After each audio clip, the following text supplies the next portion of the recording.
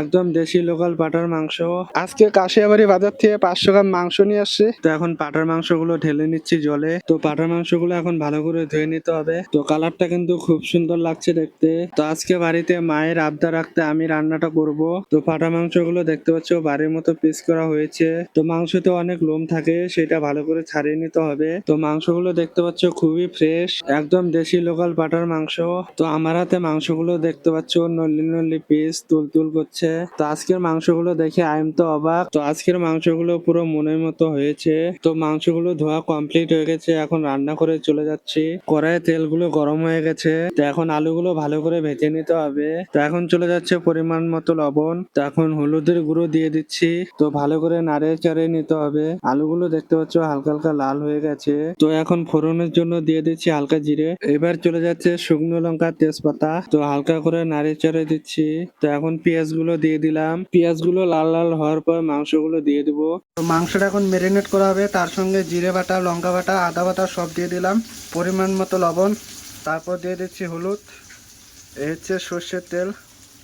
তো মাংসগুলো ভালো করে মাখিয়ে নিতে হবে। তো কালারটা দেখতে পাচ্ছ খুব সুন্দর হয়েছে। তো পাড়া মাংস মাখানো দেখে কার কার লোভ লাগছে কমেন্টে জানাও। তো মাংসগুলো দেখতে পাচ্ছ খুব সুন্দর করে মাখানো হয়ে গেছে। তো মাংসগুলো মোটামুটি 15 মিনিট এইভাবে রেখে দেবো। তো পেঁয়াজ গুলো দেখতে পাচ্ছ হালকা লাল লাল হয়ে গেছে। তো মাংসটা এখন কড়াইয়ে দিয়ে দিব।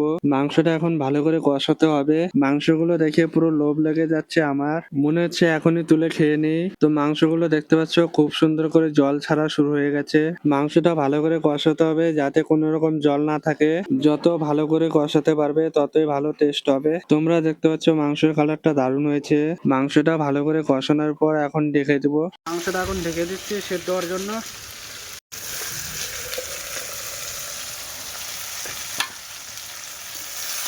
তো মাংস থেকে খুব সুন্দর ফ্লেভার পাচ্ছি। মাংসগুলো পুরো কষানো হয়ে গেছে।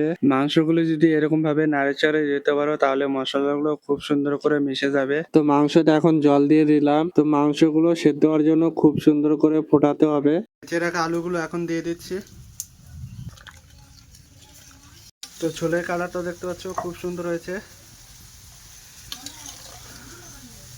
মাংসটা সেদ্ধ হওয়ার জন্য মিনিমাম আধা ঘন্টা পুরো জাল দিতে হবে। আলুগুলো দেখে নিচ্ছি সেদ্ধ হয়েছে কিনা, আরো 10 মিনিট পুরো জাল দিতে হবে। এখন দিয়ে দিচ্ছি গরম মশলা।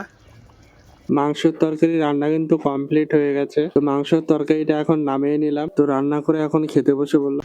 হচ্ছে ঝুরঝুরে রাইস, সঙ্গে আছে চিচিঙ্গে ভাজা, আর এখানে আছে উচ্ছে ভাজা। চিচিঙ্গে ভাজা দিয়ে খাওয়া যাক।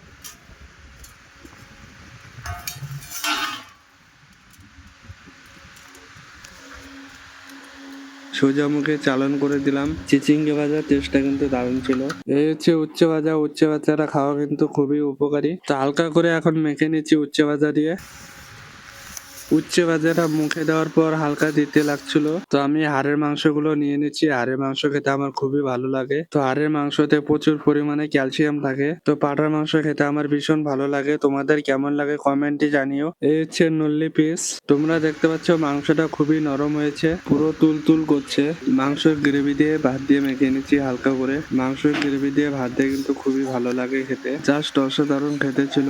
এই হচ্ছে আলুটা দেখতে পাচ্ছ খুবই সফট, হালকা করে খুলে গেল।